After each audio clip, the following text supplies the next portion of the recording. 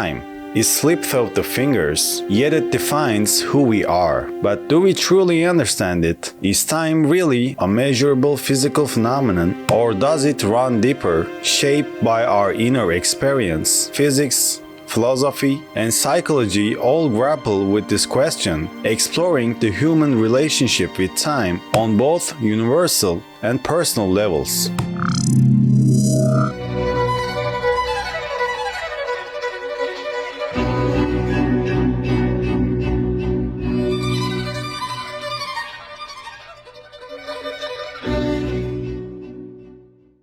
Time and physics, the fabric of the universe. Albert Einstein revolutionized our understanding of time. His theory of relativity showed that the time is not absolute. It changed depending on the observer's motion and the gravitational force around him. A clock might tick slower for one observer and faster for another. This provides that physical time is flexible. But this scientific truth raises a more profound question. If time is purely physical phenomenon, why does it feel so different for each person? Philosophical depth.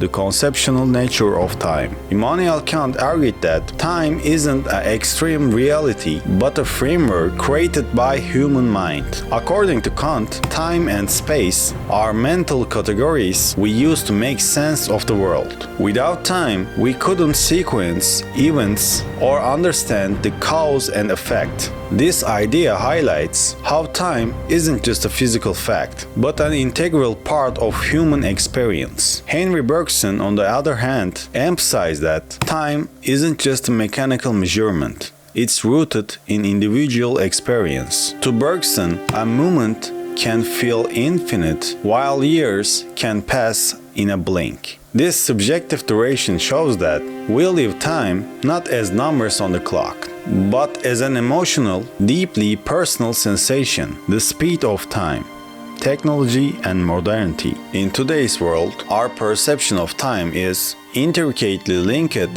to the concept of speed. Paul Virilio explored this dynamic in Speed and Politics, arguing that speed isn't just a physical phenomenon, but a social, political, and technological force that shapes societies. As technology advances, everything moves faster: communication, transformation, even our thoughts. But this relentless pace also flattens our experience of time. The information bomb. Virilio warns that the speed of information in the digital age is like a bomb that reshapes humanity. Messages are sent in seconds. Knowledge is consumed instantly. But this rapid pace are also the limits our ability to process and reflect. Time seems to accelerate, eroding the depth of our inner experience. Viewed through this lens, the relationship between speed and time is complex. While we measure and consume time more quickly than ever, Bergson's notion of inner time becomes more critical. Speed fragments our experiences and pulls us away from the richness of the present moment.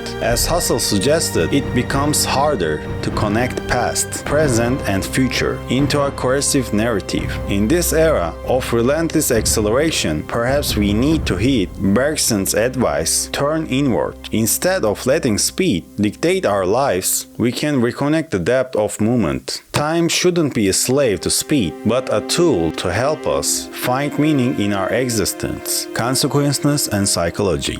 The inner journey of the time. Edmund Husserl studied how time takes shape within our consequences. To him, time isn't just something that flows outside of us, it's something we experience within. Our minds hold on to past memories, process the present, and plan for the future, allowing us to perceive time as a cohesive whole. But this process is deeply personal. Psychologically, time feels different depending on our emotional state and circumstances. Happy moments fly by, while painful ones drag on. Inner and universal time. coexisting dimensions. Time exists as both a physical reality governed by universe and as intimate experiences with us. When we combine Einstein's relativity, Kant's mental framework, Bergson's inner duration, and Husserl's consequencelessness, we begin to see the dual nature of time more clearly. Time is a bridge connecting us